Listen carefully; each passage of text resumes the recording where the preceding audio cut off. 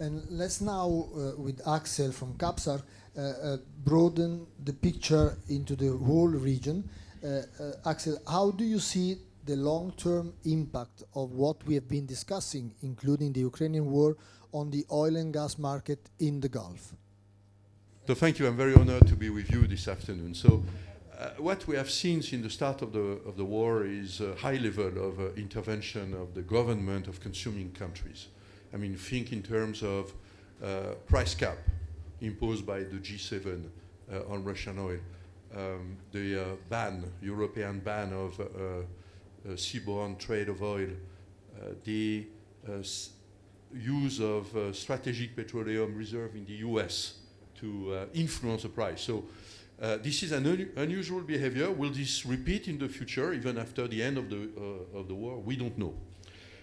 Second, there are sanctions on Russia. I mean, it's hard to know, but it might, especially if the war drags on, it might impact the ability of Russia to produce oil and might impact the Russian supply oil in the future because of non-access to technology, lack of maintenance oil field.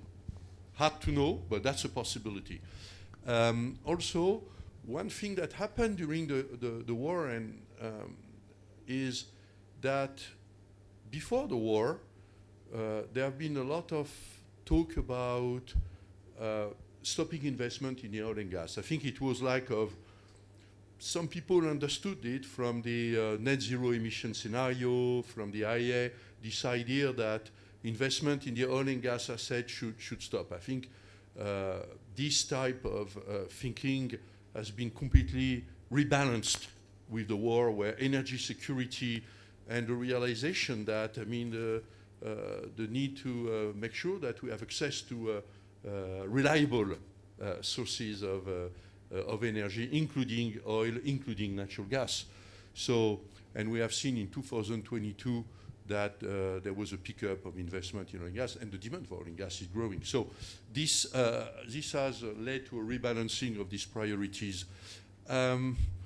Also, we have seen, and I think this has been commented already by my colleagues, the need to replace, the gas pipe from Russia. And so, of course, EastMed it's an opportunity for the development in EastMed, but we have to rely that for companies or government to invest in new infrastructure, they need long-term commitment on the consuming side.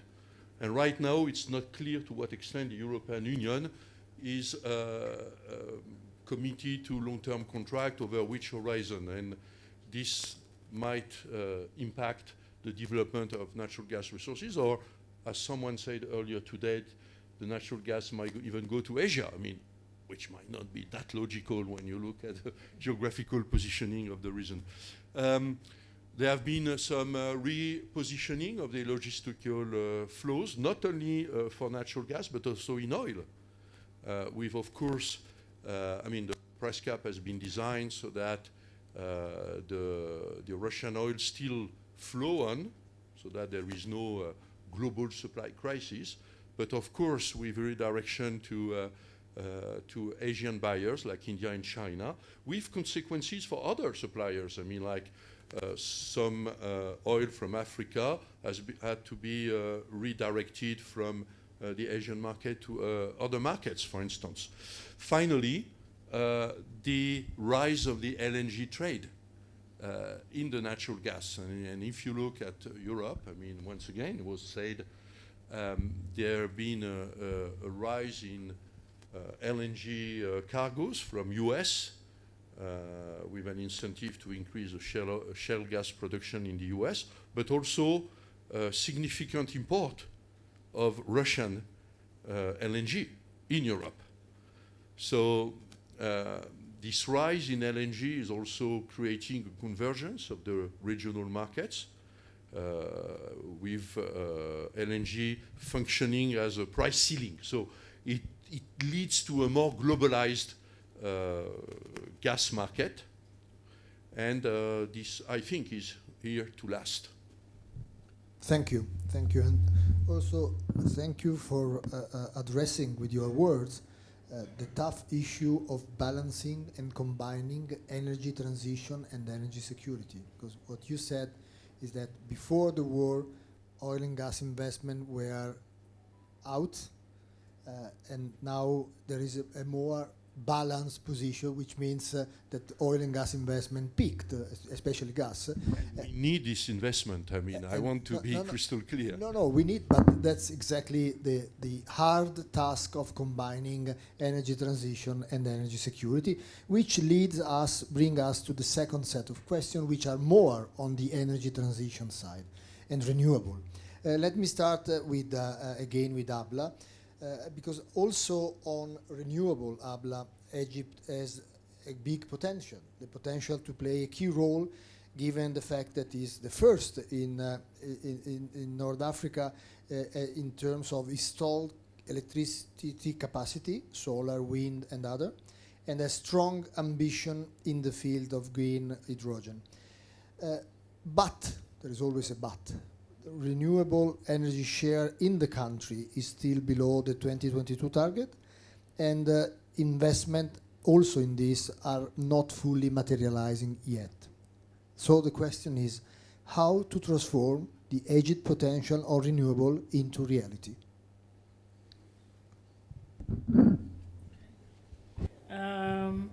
Yes. Egypt has a lot of potential in renewable energy, and I'm sure Waleid is going to talk a lot about what's happening in the Suez Canal zone. Let me start with the positive side first, that we are taking many steps to try and advance very much in this area. We are providing tax holidays for the investors in this area. We are trying to facilitate the process, the investment, giving them advantage, giving them sort of a shortcut on the bureaucracy, improve the chances for finance. We are trying to do all that, okay? But there are many issues. In order to understand them, it's important to remember that the renewable energy file cannot be seen in isolation of the energy file as a whole, and the energy file cannot be seen in isolation of the entire country and its sectoral potential. Okay? And the problems we're having in every sector is that we're always looking at each one of them by itself as if it exists alone. So it doesn't go very far. So you would have those tax holidays, you would have all those incentives, but then in implementation, things are not happening because there is a need for a bigger reform, okay? And it's institutional in nature, so that implementation can be realized. We need very seriously institutional restructuring in this country. This is the biggest problem that exists right now, and by institutional I mean big changes, okay, of cabinet, number of ministries, bureaucracy, procedures, regulation, changing the regulations and changing the facilitating things. All of this on the ground is not going to happen except with institutional reform. So we do have a big reform. And incidentally, the reform that is needed, okay, will resolve Egypt's most serious problem, which is the social cost of reform. Okay? There is a social cost associated with reform, particularly in Egypt. We're talking about the subsidies, we're talking about a whole bunch of other things, and Egypt is going through a tough time. If you cut the subsidies only, you are having a hefty, very serious social cost. But if you do the proper reform, improve the management of your resources, improve the management system of the economy, set the priorities right, do the institutional reform. If we take all those steps together, okay, there will be no social cost. And I'm saying not only reduced, there will be no social cost. Because you will have proper transition, you will create new jobs. People are losing jobs in the traditional sector, but new jobs are created in the other one. Investments are coming in, so there are jobs that are being created, there are incomes that are being earned, there are taxes that are being paid by everybody because they are making profit, and businesses are, you're going to wheel you're going to oil the wheel of production, okay, and performance. This is my answer. Thank you. Thank you very much. Waleid, anticipated I would come back to one of the points you raised at the end of your previous intervention, because the Suez Canal economic zone clearly plays a role in the Egyptian path toward energy transition, attracting investment in renewable, in green hydrogen, in logistics and new transportation. What are the most significant examples of the role the Suez Economic Zone can play in this respect? The Suez Canal Economic Zone, through its different areas, we have around 10 areas between 6 ports and 4 different distinct industrial areas. Each one is contributing, whether for the conventional industries or the help in the new fuels, especially East Port Said and Sokhna. One of the very distinct and becoming a logistics hub. And here's one of the things that happened. Also, the World Bank has declared that East Port Said is one of the 10 top performing ports worldwide with respect to container, number 2 in Africa, number 10 in the world. I think that was a testament after a development, and right now we are achieving a lot. Again, the bunkering of green methanol in East Port Said, the fossil fuel bunkering in general, returning this industry back to Egypt after maybe 50 years of not being there for fossil fuel and maritime services. That started 3 months ago, and now we have more interest to come. We have localized some of the industries that we desire. Next week we'll be signing a contract with a company to do tire industry, to produce tires for the local market with an international technical partner. The same thing for the active ingredient substance for pharmaceutical products. We're working and we have approved a factory to do that, and the zone itself will be contributing the land as in-kind participation in the project, and this will be done in other projects also. So we work in different industries, different structures to ensure that we deliver what is needed, whether it's for industry, logistics, services, and definitely finally the green fuels. Having the complementary industries, the feeding industry, electrolyzers, solar panels and stuff, that's very important, not just for the green fuels to be produced here, but to use us as a springboard for neighboring markets that will also produce these fuels, like Saudi, like Oman, like Morocco, Mauritania, Namibia, and so on. So we're trying to have the ability to ensure that we get the right mix of tenants. We have to show them that there is a demand for them to come, and at the same time, where are the markets that is coming to where they can use us through the foreign trade agreements that Egypt enjoys. So the Suez Canal Economic Zone, with all its partners, really work hard to achieve and position that, and I think we have succeeded in the past period, and hopefully that will be clear to others, hopefully by end of this year, maybe by declaring a project or two to really be put on path to achieve. But we already achieved one small project in COP27 by opening Egypt's first green hydrogen project in Sokhna, that is around 100 megawatt, a combination of solar and wind, producing around 50,000 tons of green ammonia, and that was a testament that in 10 months we can deliver a project. Impressive. Michael, on renewable, right now there is some kind of competition among alternative non-fossil energy sources. Would you see room for everyone in the medium run?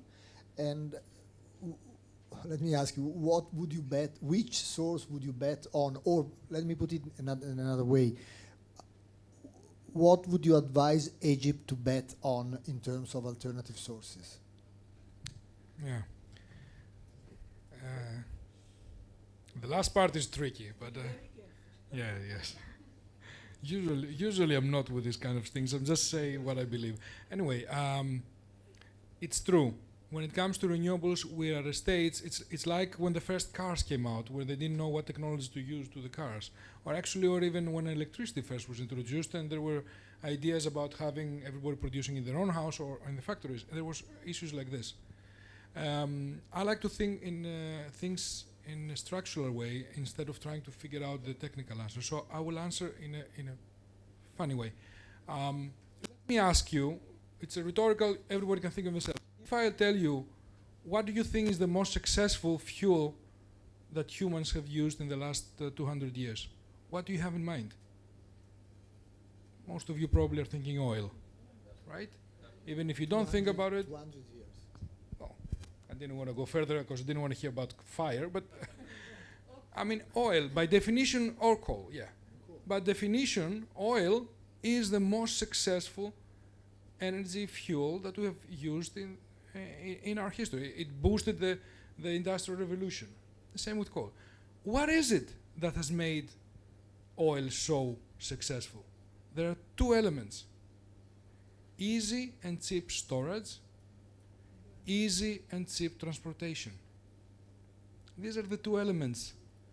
To a lesser degree, also coal. When did natural gas start becoming more globally used? When it was used by pipelines, it was not easily stored, it was not easily transferred. When it started using LNG, it started simulating these two elements of oil. Easy storage, easier than pipeline, not so easy as oil, easier than pipeline also to transport. But more not expensive. Not as easy but as more expensive. yes, before the war. exactly. Not as cheap and expensive and as easy as oil, and therefore there's always a difference. And that's the idea. So, if you're asking me, what of the, like you very well said it, non-fuel alternatives will survive in the future, the one that has better hold of these two qualities. Which is? This is it. The winner Okay. is? That means, I'm taking it, yeah. That means that green gases that were mentioned earlier, in my eyes, they have a clear point ahead. Because electricity, no matter what we say, cannot be stored and cannot be transported easily.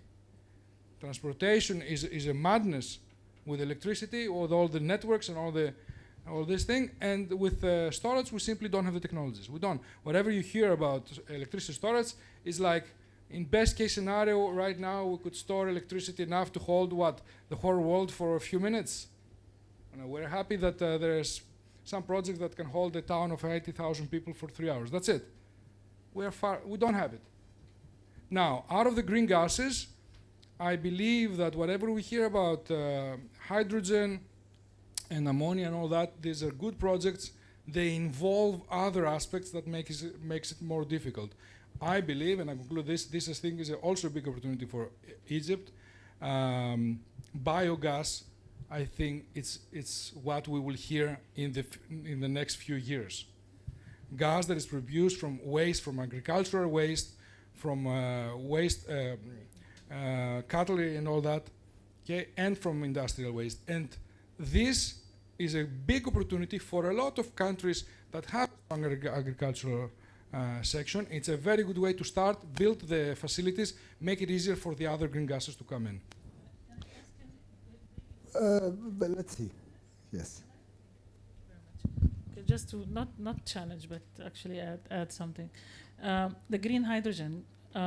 What I heard from people that are involved in the technology, that hydrogen is the only item, let's say, or renewable that can be burned and produce the level of heat needed for manufacturing to take place, which is a feature existing for the fossil oil and for the natural gas, and that this is not the same with solar energy and wind energy. They cannot support manufacturing. Would you add this as a third feature to the ease of transportation and the storage, speaking of the future? I think hydrogen has a lot of potential.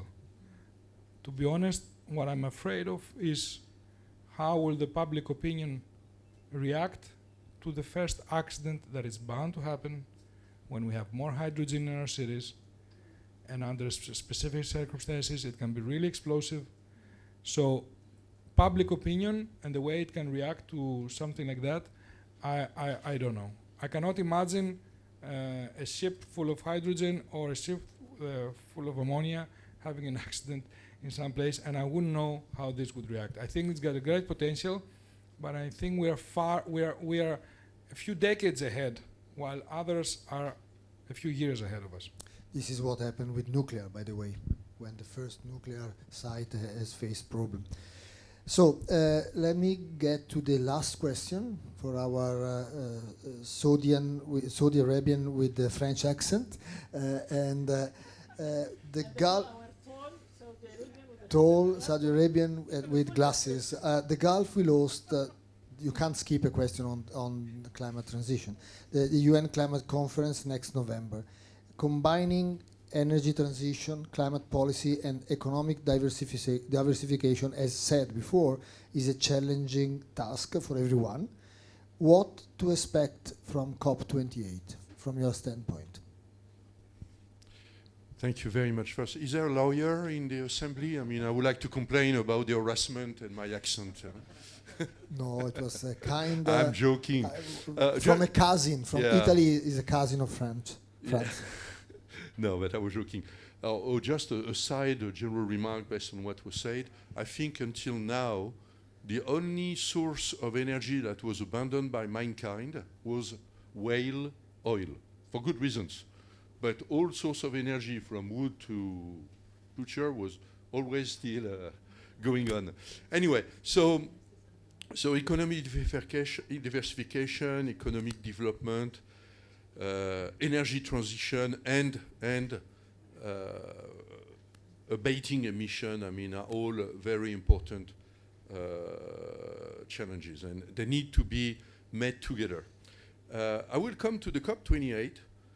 The expectation. I mean, just maybe a side remark before regarding the regional integration and economic development. So Suez Canal is a formidable asset, I mean, linking east and west. Would like also to mention that since we're talking about energy, there is a high direct current, high voltage cable that is being built between GCC and Egypt. It's a 3 gigawatt capacity. So to give you an idea, the peak in Egypt is a bit more than 30 gigawatts. So it's around 10% of the capacity needed at the peak. So it will end. The peak is not happening at the same time in Egypt and, for instance, in Saudi Arabia. Saudi Arabia, it's in the afternoon, in Egypt in the evening. So it will help to lower costs, create more efficiency, and increase the regional energy integration. Regarding, I mean, to come back to the question on COP28, I think what we expect is an implementation COP where we will make some concrete steps. I think, for instance, there will be the first stock take.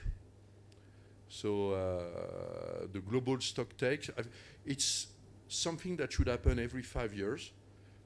It's a kind of inventory of all policies, all progress, where we stand globally with respect to what was set as objective in the Paris Agreement. And it will be done for the first time. It is being done and will be presented at the COP28. So it will be helpful and will help also countries to update their NDC, nationally determined contribution. So there is also the